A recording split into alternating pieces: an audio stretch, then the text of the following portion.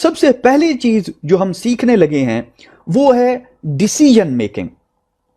Decision making से मतलब ये कि हम अपने कंप्यूटर प्रोग्राम, अपने मटेरियल को इस तरीके से मोल्ड करना चाहते हैं कि डिपेंडिंग अपॉन द कंडीशन वो डिसीजन ले सके।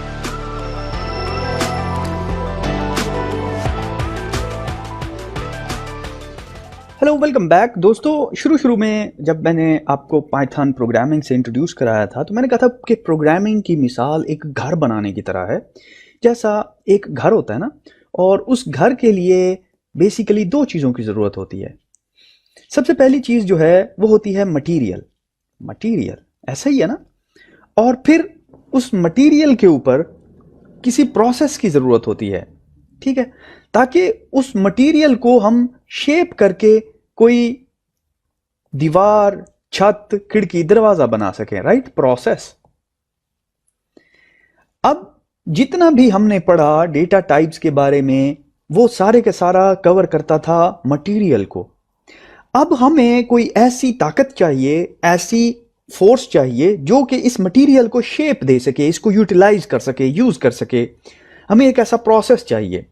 अब उस प्रोसेस के अंदर सबसे पहली चीज जो हम सीखने लगे हैं वो है डिसीजन मेकिंग। डिसीजन मेकिंग से मतलब ये कि हम अपने कंप्यूटर प्रोग्राम, अपने मटेरियल को इस तरीके से मोल्ड करना चाहते हैं कि डिपेंडिंग अपॉन द कंडीशन वो डिसीजन ले सके, वो लेफ्ट या राइट जाने की उसके अंदर काबिलियत हो। अब वो कैसे जाता है, उसके लिए हम यूज करते हैं कीवर्ड इफ, और वो फॉलो करता है कंडीशन के साथ।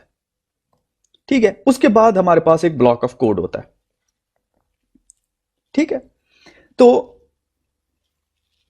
आने वाले सब्सीक्वेंट सेक्शंस में, लेक्चर्स में आप देखेंगे कि हम जो भी डिस्कस करेंगे, हम लोग प्रोसेस के बारे में डिस्कस करेंगे अब, और इमीडिएट नेक्स्ट लेक्चर के अंदर हम लोग इफ कंडीशनल के बारे में बात करेंगे।